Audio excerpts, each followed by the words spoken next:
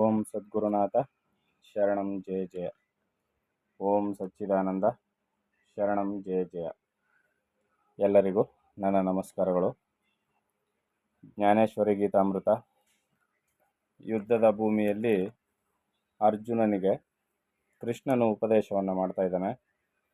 ಶತ್ರುಗಳೆಲ್ಲರೂ ಅರ್ಜುನನು ನಮಗೆ ಭಯಪಟ್ಟು ಯುದ್ಧ ಮಾಡಲಾರದೆ ಓಡಿ ಹೋದನು ಎನ್ನುವರು. ಈ ರೀತಿ ಅವರು ಮಾತನಾಡಿಕೊಳ್ಳುವುದು ಒಳ್ಳೆಯದೋ? ಅಪಮಾನವನ್ನು ಗಳಿಸುವುದು ಹೆಚ್ಚೋ ಅಥವಾ ಕೀರ್ತಿ ಗಳಿಸುವುದು ಹೆಚ್ಚೋ? ನೀನೇನಾದ್ರು ಯುದ್ಧ ಮಾಡದೆ ಹೊರಟೋದ್ರೆ ಶತ್ರುಗಳೆಲ್ಲ ನಿನ್ನನ್ನು ಆಡ್ಕೊಳ್ತಾರೆ, ಅರ್ಜುನ ನಮ್ಗೆ ಎದುರ್ಕೊಂಡು ಓಡೋದ ಅಂತ. ಅವಮಾನ ಮಾಡಿಸ್ಕೊಳ್ಳೋದು ಹೆಚ್ಚೋ ಅಥವಾ ಕೀರ್ತಿ ಗಳಿಸೋದು ಹೆಚ್ಚೋ? ನೀನೇ ಯೋಚನೆ ಮಾಡು ಅಂತ ಕೃಷ್ಣ ಹೇಳ್ತಾನೆ. ನಿನ್ನ ಪೂರ್ವಿಕರೆಲ್ಲರೂ ಬಹುಪ್ರಯತ್ನದಿಂದ ಕೀರ್ತಿಯನ್ನು ಪಡೆಯಲು ಪ್ರಾಣದ ಮೇಲಣ ಹಂಗನ್ನು ತೊರೆದು ಬಂದಿರುವರು. ಇದರಲ್ಲಿಯೂ ಅತಿ ಸುಲಭವಾಗಿ ಕೀರ್ತಿಯನ್ನು ಸಂಪಾದಿಸುವ ಭಾಗ್ಯವು ನಿನಗೆ ಅನಾಯಾಸವಾಗಿ ಬಂದಿರುವುದು. ನಿನ್ನ ಪೂರ್ವಿಕರೆಲ್ಲ ಕೀರ್ತಿ ಸಂಪಾದನೆ ಮಾಡಲಿಕ್ಕೆ ಬಹಳ ಪ್ರಯಾಸ ಪಟ್ಟಿದ್ದಾರೆ, ಆದರೆ ನಿನಗೆ ಹೆಂಗಪ್ಪ ಅಂದರೆ ಅನಾಯಾಸವಾಗಿ ಬಂದಿದೆ. ಕೀರ್ತಿ ಸಂಪಾದನೆ ಮಾಡುವ ಒಂದು ಸುಸಂದರ್ಭ ಬಂದಿದೆ. ನಿನ್ನ ಕೀರ್ತಿಯು ಅಪಾರವಾಗಿಯೂ ನಿನ್ನ ಗುಣಗಳು ಉಪಮಾನರಹಿತವಾಗಿಯೂ ನಿನ್ನ ಖ್ಯಾತಿಯು ಮೂರು ಲೋಕದಲ್ಲಿಯೂ ಬೆಳಗುತ್ತಿರುವುದು. ಅರ್ಜುನ, ಈ ರೀತಿಯಲ್ಲಿ ನಿನ್ನ ಕೀರ್ತಿ ಮೂರು ಲೋಕದಲ್ಲೂ ಬೆಳಗ್ತಾ ಇದೆ. ದೂರ ದೇಶದ ರಾಜರು ಸಹ ನಿನ್ನ ಕೀರ್ತಿಯನ್ನು ಹೊಗಳುತ್ತಿರುವರು. ಇಂತಹ ವರ್ಣನೆಯನ್ನು ಕೇಳಿ ಯಮ ಮೊದಲಾದವರು ಸಹ ನೀನೆಂದರೆ ಬೆದರುವರು. ನಿನ್ನ ಕೀರ್ತಿಯ ಮಹತ್ವವು ಗಂಗಾಜಲದಂತೆ ನಿರ್ಮಲವಾಗಿರುವುದು. ಅನೇಕ ದಿಕ್ಕಿನ ರಾಜರೆಲ್ಲರೂ ನಿನ್ನಂತೆಯೇ ಕೀರ್ತಿಯನ್ನು ಗಳಿಸಲು ಯತ್ನಿಸಿ ಯುದ್ಧದಲ್ಲಿ ತೊಡಗಿರುವರೆಂದ ಮೇಲೆ ನಿನ್ನ ಕೀರ್ತಿಯೇ ಅವರಿಗೆ ಮಾರ್ಗದರ್ಶಕವು. ನಿನ್ನನ್ನು ಅನುಸರಿಸಿ ನಡೀತಾ ಇರೋ ಶೂರವೀರಾದಿಗಳೇ ಜಾಸ್ತಿ. ಯಾಕಂದರೆ ನಿನ್ನ ಕೀರ್ತಿ ಮೂರು ಲೋಕದಲ್ಲೂ ಹರಡಿದೆ. ಯಮ ಕೂಡ ನಿನ್ನನ್ನು ನೆನೆಸ್ಕೊಂಡು ಭಯ ಪಡ್ತಾನೆ. ಈ ರೀತಿಯಲ್ಲಿ ನೀನು ತುಂಬ ಪ್ರಸಿದ್ಧನಾಗಿದ್ದೀಯ. ನಿನ್ನ ಅದ್ಭುತ ಪರಾಕ್ರಮಕ್ಕೆ ಶತ್ರು ಪಕ್ಷದವರೆಲ್ಲರೂ ಬೆದರಿ ಪ್ರಾಣದ ಮೇಲಣ ಆಶೆಯನ್ನು ಬಿಟ್ಟಿರುತ್ತಾರೆ. ಈಗೇನು ಯುದ್ಧಕ್ಕೆ ಬಂದಿದ್ದಾರಲ್ಲ, ಶತ್ರು ಪಕ್ಷದಲ್ಲಿ ಪಾಳ್ಯದಲ್ಲಿ ಇದ್ದಾರಲ್ಲ, ಅವರೆಲ್ಲ ಅರ್ಜುನ ಇದ್ದಾನೆ ಅಂದಮೇಲೆ ಯಾವ ಗಳಿಗೆಲ್ಲಾರು ನಮ್ಮ ಪ್ರಾಣ ತೆಗೀತಾನೆ ಅಂತ ಎಲ್ರಿಗೂ ಖಚಿತವಾಗ್ಬಿಟ್ಟಿದೆ. ಅವರು ಪ್ರಾಣದ ಮೇಲೆ ಆಸೆಯನ್ನು ತೊರೆದು ಬಿಟ್ಟಿದ್ದಾರೆ ಈಗ ಆಲ್ರೆಡಿ. ಅದರಿಂದ ನೀನು ಯುದ್ಧ ಮಾಡು ಅರ್ಜುನ ಅಂತ ಹೇಳ್ತಾ ಇದ್ದಾನೆ. ಸಿಂಹ ಗರ್ಜನೆಯನ್ನು ಕೇಳುತ್ತಲೇ ಮದೋನ್ಮತ್ತವಾದ ಆನೆಯು ಪ್ರಳಯ ಬಂತೆಂದು ಭಯಪಡುವಂತೆ, ಪರ್ವತವು ವಜ್ರಾಯುಧವನ್ನು, ಸರ್ಪವು ಗರುಡನನ್ನು ನೋಡಿ ಹೆದರುವಂತೆ. ಪರ್ವತ ಬಹಳ ಕಠಿಣವಾದದ್ದು. ಪರ್ವತವನ್ನು ನಾಶ ಮಾಡಲಿಕ್ಕೆ ವಜ್ರಾಯುಧವನ್ನು ಬಳಸುವಂತೆ, ಸರ್ಪವು ಗರುಡನನ್ನು ನೋಡಿ ಹೆದರುವಂತೆ ಈ ಕೌರವ ಪಕ್ಷದವರೆಲ್ಲರೂ ಯುದ್ಧದಲ್ಲಿ ನಿನ್ನನ್ನು ನೋಡುವುದಕ್ಕೆ ಹೆದರುವರು. ಅಂದರೆ ಅಷ್ಟು ಪರಾಕ್ರಮಶಾಲಿ ಅರ್ಜುನ ಅಂತ ಅರ್ಥ. ಕೃಷ್ಣನೇ ಅರ್ಜುನನನ್ನು ಈ ರೀತಿಯಲ್ಲಿ ವೈಭವೀಕರಿಸಿ ಹೇಳ್ತಾ ಇದ್ದಾನೆ ಅಂದಮೇಲೆ ಅರ್ಜುನ ಸಾಮಾನ್ಯನೇನೂ ಅಲ್ಲ. ಆದರೆ ಇದೆಲ್ಲವನ್ನು ಮರೆತು ನೀನು ಯುದ್ಧ ಮಾಡದೆ ಹಿಮ್ಮೆಟ್ಟಿದರೆ ನಿನ್ನ ಕೀರ್ತಿಯು ಮಣ್ಣು ಪಾಲಾಗಿ ಅಪಮಾನಕ್ಕೆ ಗುರಿಯಾಗುವುದಿಲ್ಲವೇ? ಒಂದು ವೇಳೆ ಓಡಿ ಹೋಗಲು ಯತ್ನಿಸಿದರೆ ಬಿಡುತ್ತಾರೆಯೇ? ನಿನ್ನನ್ನು ಹಿಡಿದು ತಂದು ಹಿಂಸಿಸುವರು. ಬೇಡವೆಂದರೂ ಬಿಡದೆ ನಿನ್ನ ಎದುರಿನಲ್ಲೇ ಆಡಬಾರದ ಮಾತುಗಳನ್ನು ಆಡುತ್ತಾ ದುಷ್ಕೀರ್ತಿಯ ಬಾವಿಯಲ್ಲಿ ಹಾಕುವರು. ಅಂದರೆ ದುಷ್ಕೀರ್ತಿ ನಿನಗೆ ಬರುವಂತೆ ಮಾಡಿಬಿಡ್ತಾರೆ. ಕೀರ್ತಿಯನ್ನು ಕಳೆದುಕೊಂಡು ಈ ಘಾತುಕರಿಂದ ಕೆಟ್ಟ ಮಾತುಗಳನ್ನು ಕೇಳುತ್ತಾ ಈ ಭೂಮಿಯಲ್ಲಿ ದುಃಖವನ್ನು ಅನುಭವಿಸುವುದಕ್ಕಿಂತ ಪರಾಕ್ರಮದಿಂದ ಯುದ್ಧ ಮಾಡುತ್ತಾ ವೈರಿಗಳನ್ನು ಕೊಂದು ಸಾಮ್ರಾಜ್ಯ ಸುಖವನ್ನು ಸಾಧಿಸುವುದೇ ಒಳ್ಳೆಯದು. ಇಲ್ಲಿ ಅರ್ಜುನನಿಗೆ ಕೃಷ್ಣ ಈ ಯುದ್ಧ ಭೂಮಿಯಲ್ಲಿ ಹೋರಾಡ್ತಾ ನೀನು ವೀರ ಸ್ವರ್ಗವನ್ನು ಸೇರು ಅನ್ನೋ ಮಾತನ್ನ ಎಲ್ಲೂ ಆಡ್ತಾ ಇಲ್ಲ. ಏನು ಹೇಳ್ತಾ ಇದ್ದಾನೆ? ಪರಾಕ್ರಮದಿಂದ ಯುದ್ಧ ಮಾಡುತ್ತಾ ವೈರಿಗಳನ್ನು ಕೊಂದು ಸಾಮ್ರಾಜ್ಯ ಸುಖವನ್ನು ಸಾಧಿಸುವುದು ಒಳ್ಳೆಯದು ಅಂತ ಹೇಳ್ತಾ ಇದ್ದಾನೆ ಹೊರತು ನೀನು ವೀರ ಸ್ವರ್ಗ ಸೇರೋದ ಮೇಲೂ ಅಂತ ಒಂದು ಮಾತು ಮಾಡಲಿಲ್ಲ ಅವನು. ಅದರ ಅರ್ಥ ಏನು? ಅರ್ಜುನನಿಗೆ ಜಯ ನಿಶ್ಚಯ ಅನ್ನೋದನ್ನು ಸಾಬೀತು ಮಾಡಿ ಹೇಳ್ತಾ ಇದ್ದಾನೆ. ನೀನು ಯುದ್ಧದಲ್ಲಿ ಹೋರಾಡುತ್ತಾ ಪ್ರಾಣವನ್ನು ಬಿಟ್ಟರೆ ಅನಾಯಾಸವಾಗಿ ಸ್ವರ್ಗ ಸುಖವು ಲಭಿಸುವುದು. ಆದ್ದರಿಂದ ಹೇ ಅರ್ಜುನ, ನೀನು ಯೋಚನೆಗಳನ್ನೆಲ್ಲ ಬಿಟ್ಟು ಧನುರ್ಬಾಣಗಳನ್ನು ಕೈಗೆ ತೆಗೆದುಕೊಂಡು ಜಾಗ್ರತೆಯಾಗಿ ಯುದ್ಧವನ್ನು ಪ್ರಾರಂಭಿಸು. ಈಗ ಹೇಳ್ತಾ ಇದ್ದಾನೆ, ಅಕಸ್ಮಾತ್ ನೀನೇನಾದರೂ ಯುದ್ಧದಲ್ಲಿ ಮಡಿದೆ ಅಂದರೆ ನಿನಗೆ ವೀರ ಸ್ವರ್ಗ ಗ್ಯಾರಂಟಿ. ಅದರಿಂದ ಯುದ್ಧ ಮಾಡು ಅಂತ ಹೇಳ್ತಾ ಇದ್ದಾನೆ.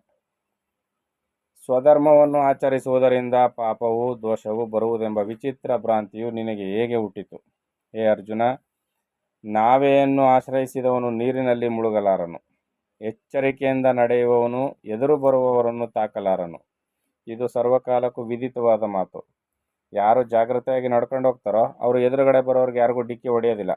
ಇವತ್ತೆಲ್ಲ ಅಪಘಾತಗಳೆಲ್ಲ ಜಾಸ್ತಿ ಆಗ್ತಾ ಇದೆಯಲ್ಲ, ಅದಕ್ಕೊಂದು ಮಾತಿದು, ಏನು, ಸರಿಯಾದ ಒಂದು ವೇಗವನ್ನು ಅನುಸರಿಸಿ ಎದುರಿಗೆ ಬರ್ತಾ ಇರೋರನ್ನ ನೋಡಿಕೊಂಡು ನಾವು ಜಾಗ್ರತೆಯಾಗಿ ಓದಿದ್ದಾದರೆ ಅಪಘಾತಗಳು ಸಂಭವಿಸುವುದಿಲ್ಲ ಅಂತ ಆ ಕಾಲದಲ್ಲೇ ಕೃಷ್ಣ ಹೇಳಿದ್ದಾನೆ. ಅದನ್ನು ನಾವು ಎಲ್ಲರೂ ಅನುಸರಿಸಬೇಕು. ಮತ್ತು ಸರಿಯಾಗಿ ನಡೆಯುವುದಕ್ಕೆ ಬಾರದವನು ಒಳ್ಳೆಯ ದಾರಿಯಲ್ಲಿ ಹೋಗುತ್ತಿದ್ದರೂ ತಡಬಡಿಸುವನು.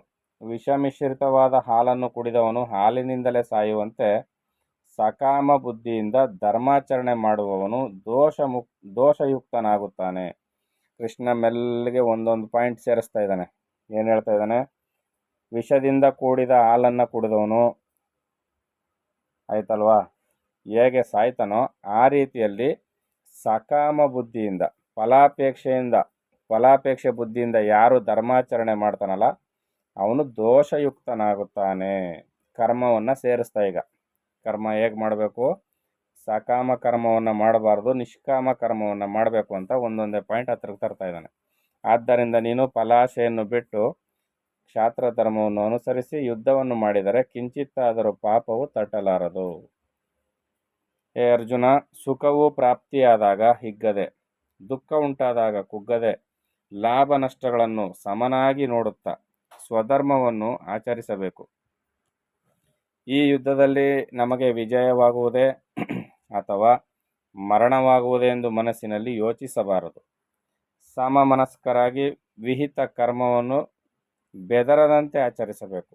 ಯಾವ ಯಾವ ಕರ್ಮಗಳು ನಮಗೆ ವಿಹಿತವಾಗಿದೆಯೋ ಆ ಕರ್ಮಗಳ ನಾವು ಬೆದರದಂತೆ ಅಚ್ಚುಕಟ್ಟಾಗಿ ಆ ಕಾರ್ಯವನ್ನು ಮಾಡಬೇಕು. ಈ ರೀತಿ ಸ್ವಧರ್ಮಾಚರಣೆ ಮಾಡುವಾಗ ಬರುವ ಇಷ್ಟ ಅನಿಷ್ಟ ಫಲಗಳನ್ನು ಕುರಿತು ಬಳಲದೆ ಬಂದದ್ದನ್ನು ಸಹನೆಯಿಂದ ಅನುಭವಿಸುವವನು ಪಾಪದಿಂದ ಬಿಡಲ್ಪಟ್ಟ ಶ್ರೇಯಸ್ಸನ್ನು ಪಡೆಯುವನು. ಆದ್ದರಿಂದ ಸಂಶಯವನ್ನು ಬಿಟ್ಟು ಯುದ್ಧ ಮಾಡುವುದಕ್ಕೆ ಸಿದ್ಧನಾಗು ಅಂತ ಅರ್ಜುನನಿಗೆ ಕೃಷ್ಣನು ಹೇಳ್ತಾ ಇದ್ದಾನೆ. ಹೇ ಅರ್ಜುನ, ನಾನು ಇದುವರೆಗೂ ಸಾಂಖ್ಯರ ಜ್ಞಾನಯೋಗವನ್ನು ಕುರಿತು ಸಂಕ್ಷೇಪವಾಗಿ ಹೇಳಿದೆನು. ಈಗ ಕರ್ಮಯೋಗಿಗಳ ಬುದ್ಧಿಯೋಗವನ್ನು ವಿಸ್ತಾರವಾಗಿ ವರ್ಣಿಸುವೆನು. ಇಷ್ಟೊತ್ತವರೆಗೂ ಸಾಂಖ್ಯರ ವಿಚಾರವನ್ನು ಹೇಳಿದೆ ನಾನು.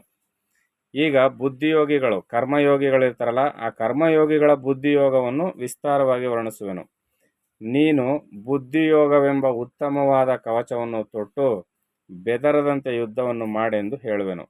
ನೀನು ಇಂತಹ ವಜ್ರಾಂಗಿಯನ್ನು ಧರಿಸಿದರೆ ಯುದ್ಧವನ್ನು ಸಹಿಸಲು ಶಕ್ತನಾಗುವೆ.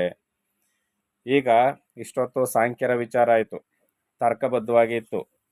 ಆದರೆ ಈಗ ಕರ್ಮಯೋಗಿಗಳ ವಿಚಾರವನ್ನು ಹೇಳ್ತೀನಿ ಕೇಳು. ಕರ್ಮವನ್ನೇ ಮಾಡ್ತಾ ಮುಕ್ತಿಯನ್ನು ಗಳಿಸ್ಬೋದು ನೀನು.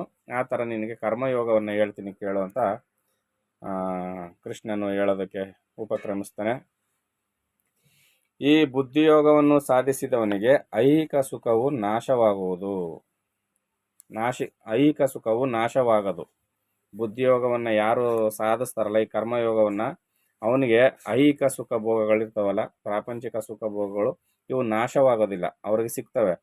ಅದರೊಡನೆ ಮೋಕ್ಷ ಸುಖವೂ ಸಹ ಕೈಗೂಡುವುದು. ನಾವೇನು ಮಾಡ್ತೀವಿ? ಕೇವಲ ದೇಹದ ಮೂಲಕ, ಇಂದ್ರಿಯಗಳ ಮೂಲಕ ವಿಷಯಾಪೇಕ್ಷೆಯಿಂದಾಗಿ ವಿಷಯ ಸುಖಗಳನ್ನು ಅರಸ್ತಾ ಇರ್ತೀವಿ. ಅದಕ್ಕಾಗಿ ನಾನಾ ಥರದ ಕಷ್ಟವನ್ನು ಪಡ್ತೀವಿ. ಆದರೆ ಇಲ್ಲಿ ಕೃಷ್ಣ ಹೇಳ್ತಾ ಇದ್ದಾನೆ, ಈ ಕರ್ಮಯೋಗವನ್ನು ಅಥವಾ ಈ ಬುದ್ಧಿಯೋಗವನ್ನು ಯಾರು ಸಾಧಿಸ್ತಾರಲ್ಲ ಅವರಿಗೆ ಐಹಿಕ ಸುಖವೂ ಸಿಗುತ್ತೆ, ಮೋಕ್ಷ ಸುಖವೂ ಸಹ ಸಿಗ್ತದೆ ಅಂತ ಹೇಳ್ತಾ ಇದ್ದಾನೆ. ಈ ಬುದ್ಧಿಯೋಗದಲ್ಲಿ ನಾನು ಮೊದಲು ಹೇಳಿದ ಸಾಂಖ್ಯಯೋಗವು ಅಂತರ್ಭಾವವಾಗಿದೆ. ಫಲದಲ್ಲಿ ಆಸಕ್ತಿ ಇಲ್ಲದೆ ಕರ್ಮವನ್ನು ಆಚರಿಸುವುದೇ ಬುದ್ಧಿಯೋಗವು. ಯಾವುದಾದ್ರೂ ಕರ್ಮವನ್ನು ಮಾಡು ನೀನು, ಆದರೆ ನೀನು ಅದರಲ್ಲಿ ಫಲಾಪೇಕ್ಷೆಯನ್ನು ಇಟ್ಕೋಬೇಡ. ಈಗ ನನಗೊಂದು ಕೆಲಸವನ್ನು ವಹಿಸಿರ್ತಾರೆ. ಉದಾಹರಣೆಗಾಗಿ ನನಗೆ ಒಂದು ನಿಶ್ಚಿತವಾದ ಒಂದು ಸ್ಥಳದಲ್ಲಿ ಕಸ ಗುಡಿಸುವ ಕೆಲಸವನ್ನು ಕೊಟ್ಟಿರ್ತಾರೆ. ಕಸ ಗುಡಿಸುವ ಕೆಲಸ ಅಂತ ಹೇಳಿದ್ಮೇಲೆ ನಾನೇನು ಮಾಡಬೇಕು? ಅಲ್ಲಿ ಯಾವ ಮೂಲೆಯಲ್ಲೂ ಯಾರು ಬಂದು ಇಲ್ಲೊಂದಷ್ಟು ಕಸ ಮಿಕ್ಕಿದೆಯಲ್ಲ ಅಂತ ತೋರಿಸ್ಬಾರ್ದು. ಆ ರೀತಿಯಲ್ಲಿ ಅಚ್ಚುಕಟ್ಟಾಗಿ ಕಸ ಗುಡಿಸ್ಬೇಕಾಗಿದ್ದು ನನ್ನ ಕೆಲಸ. ಆದರೆ ನಾನು ಫಲಾಪೇಕ್ಷೆ ಇಟ್ಕೊಂಡು ಅಥವಾ ಯಾರೋ ನನ್ನನ್ನು ಹೊಗಳ್ತಾರೋ ಅಥವಾ ಮೆಚ್ಕೊಂಡು ಏನಾದರೂ ಬಕ್ಷಿಸ್ ಕೊಡ್ತಾರೋ ಈ ರೀತಿಯಲ್ಲೆಲ್ಲ ಇಟ್ಕೊಂಡು ಅಥವಾ ಅಯ್ಯೋ ಮಾಡಬೇಕಲ್ಲ ಅಂತ ಆಲಸ್ಯತನದಿಂದಲೋ ಮಾಡಿದ್ರೆ ಅದೇನಾಗುತ್ತೆ, ಕೆಲಸ ಅಚ್ಚುಕಟ್ಟಾಗೋದಿಲ್ಲ. ಅದರಿಂದ ನೀನೇನು ಮಾಡಬೇಕು, ನಾನೇನು ಮಾಡಬೇಕು, ಆ ಕೆಲಸವನ್ನು ಅಚ್ಚುಕಟ್ಟಾಗಿ ಯಾವುದೇ ಫಲಾಪೇಕ್ಷೆ ಇಲ್ಲದೆ ಆ ಕೆಲಸದಂತೆ ಅಚ್ಚುಕಟ್ಟಾಗಬೇಕು. ಈ ರೀತಿಯಲ್ಲಿ ನೀನು ಮಾಡು, ಫಲಾಪೇಕ್ಷೆಯನ್ನು ಬಿಡು ಅಂತ ಮಾಡುವುದೇ ಕರ್ಮವನ್ನು ಮಾಡುವುದೇ ಆಸಕ್ತಿ ಇಲ್ಲದೆ ಕರ್ಮವನ್ನು ಆಚರಿಸುವುದೇ ಬುದ್ಧಿಯೋಗವು.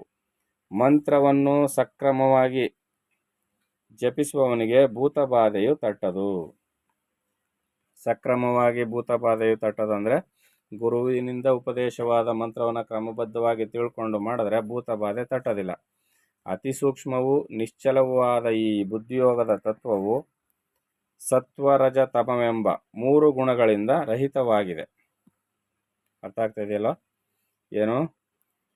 ನಿಶ್ಚಲವೂ ಅತಿ ಸೂಕ್ಷ್ಮವೂ ಆದ ಈ ಕರ್ಮಯೋಗವು ಅಥವಾ ಈ ಬುದ್ಧಿಯೋಗದ ತತ್ವವು ಸತ್ವರಜತಮವೆಂಬ 3 ಗುಣಗಳಿಂದ ರಹಿತವಾಗಿದೆ. ಇದರಲ್ಲಿ 3 ಗುಣಗಳು ಇಲ್ಲ. ಪೂರ್ವ ಪುಣ್ಯದಿಂದ ಯಾವನ ಅಂತಃಕರಣದಲ್ಲಿ ಈ ಬುದ್ಧಿಯೋಗವು ಪ್ರವೇಶಿಸಿದರೂ ಪುಣ್ಯ ಪಾಪ ರೂಪ ಸಂಸಾರ ಭಯವನ್ನು ಸಮೂಲವಾಗಿ ನಾಶ ಮಾಡುವುದು.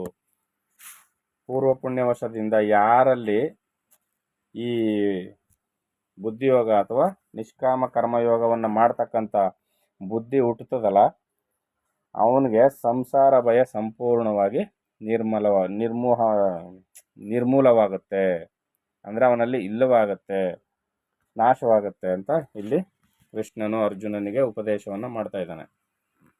ಅದರ ಅರ್ಥ ಯಾವುದೇ ಫಲಾಪೇಕ್ಷೆ ಇಲ್ಲದೆ ನಾವು ಕರ್ಮಗಳನ್ನು ಮಾಡಬೇಕು, ಎಲ್ಲವನ್ನು ಪರಮಾತ್ಮನಿಗೆ ಅರ್ಪಿತ ಮಾಡಬೇಕು ಅಂತ ಕೃಷ್ಣ ಹೇಳ್ತಾ ಇದ್ದಾನೆ.